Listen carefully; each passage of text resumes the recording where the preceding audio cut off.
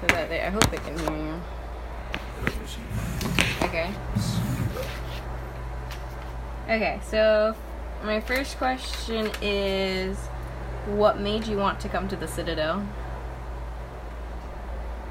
So it's a funny story. Hold on. I gotta insert it up. You good.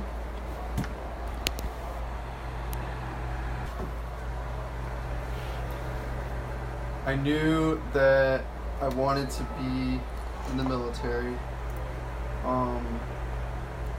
I was originally planning on applying to the University of North Georgia, which is in Dahlonega, but my mom was getting remarried, and we came up here, I think, for them to like look at wedding locations or something. It was like spring break my junior year of college. I don't remember if that's exactly why we came up here, but I knew it was like before my mom got married. I think that's why we came up here. And my mom was like, you know, hey, I heard there's this school here called like the Citadel. Like it's a military school.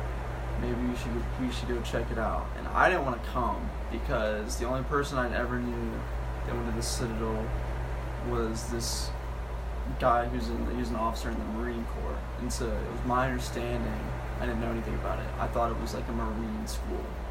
Like I thought, you know, like North Georgia was Army ROTC, the Citadel must just have like Marine Corps ROTC, right? And right, so, yeah. But I came here, we like went to the admissions office, we got a tour, but the entire time they like spoke to me as if I had already like started my application process and that I was like accepted and gonna be like coming here like next fall. And so literally like I left there like, I don't know, I left there and I was like, shit, like I gotta come here now, I guess, right? So I didn't know much about it. I didn't really know anything about it, honestly, but I came here and they treated it as if I was already applying, and I was like, I guess I got to, and it ended up being the only school I applied to. So What happened to the other school? I didn't even apply.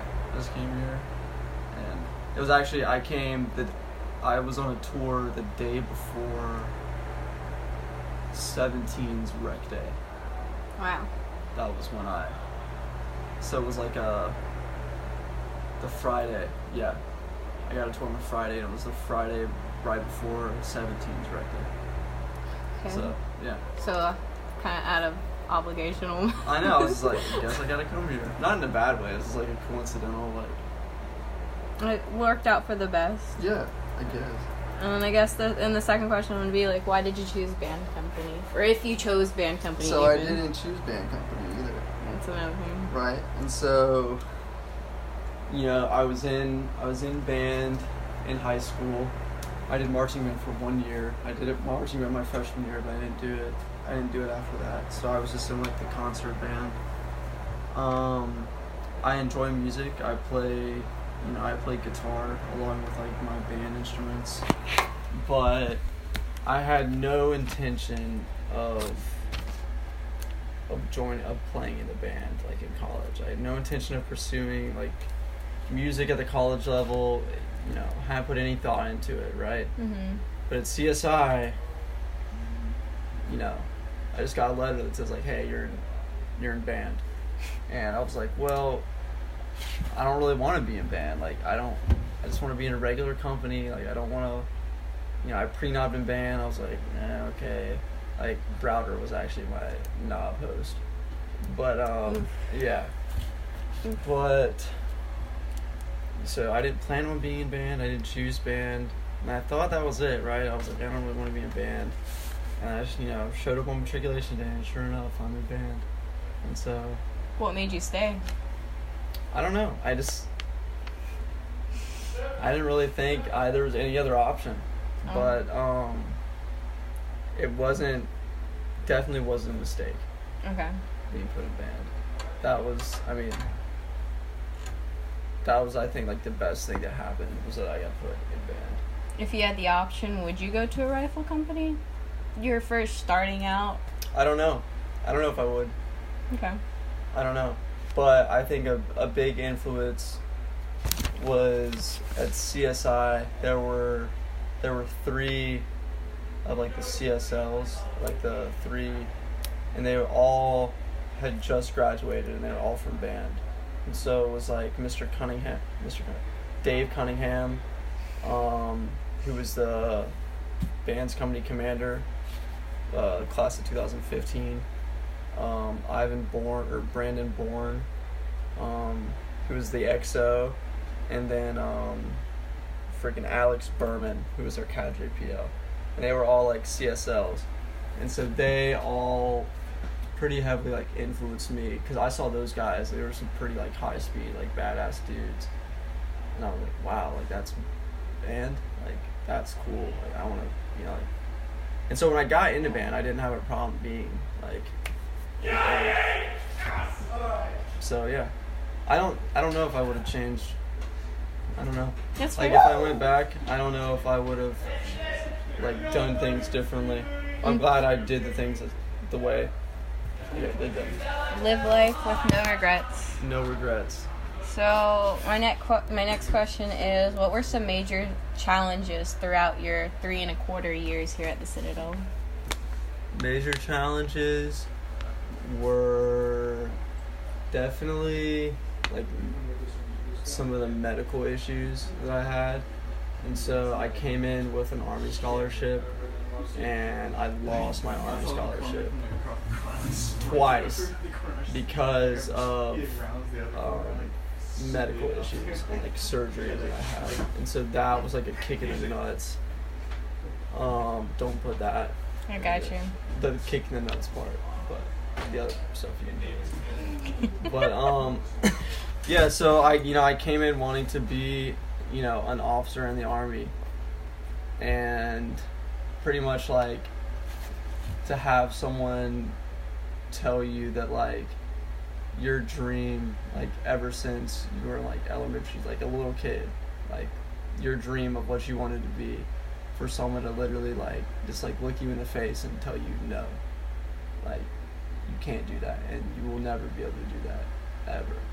Like that sucked. Mm-hmm. And that happened twice. It happened sophomore year and junior year. Yeah, so that's like kind of the biggest, like probably the biggest challenge.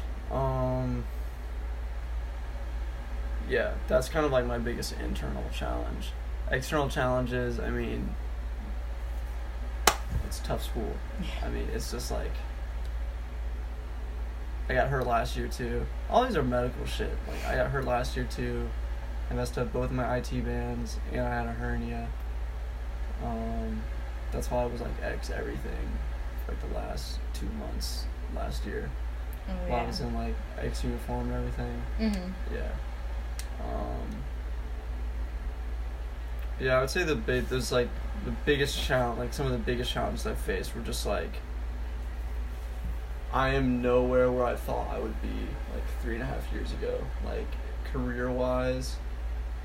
Like I was looking at like I don't know if they made you like write letters to yourself, like when you're a knob, and you like write a letter to your future self, and we got them back. Yeah, we got them back, and I open it, and it's like, I'm nowhere close to like where I thought I was gonna be, because it all had to do with like Army stuff. So right? Did you have higher expectations for yourself, or Not higher expectations, just different. Okay. Just different, right? Nothing really turned out like how I had hoped. It's like, I hit the target, just not the one I was aiming for. Okay. So, I mean, in no way am I like dissatisfied with like where I am right now. Like, here at the school, like, with potential careers, it's just not what I thought originally, right? Like, I didn't think 3.5 years ago that, I would have, worked for the Department of Homeland Security on like a joint task force, or would have like an internship at the school producing like social media, like video and photography content. Like, I don't know, like all these things, all these really cool things I've gotten to do, I never would have thought I would have done. Wow. Right? So, I mean, everything like worked out in the end. That's why I say like I hit the target, just not the one I was aiming for. It's a good one. I'll definitely be using that. I like that.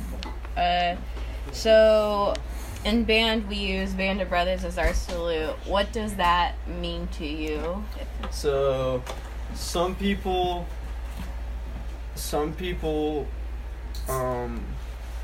think of it as like they see like from the series like Band of Brothers about like the World War II series.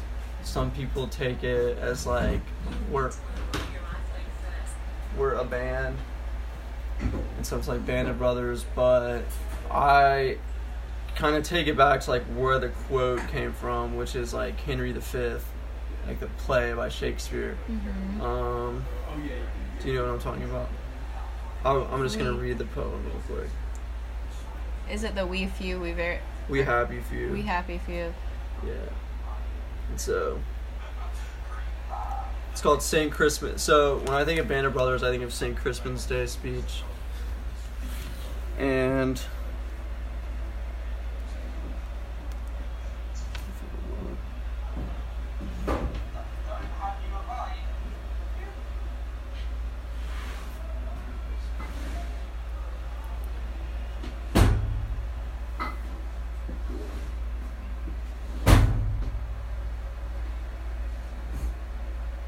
yeah.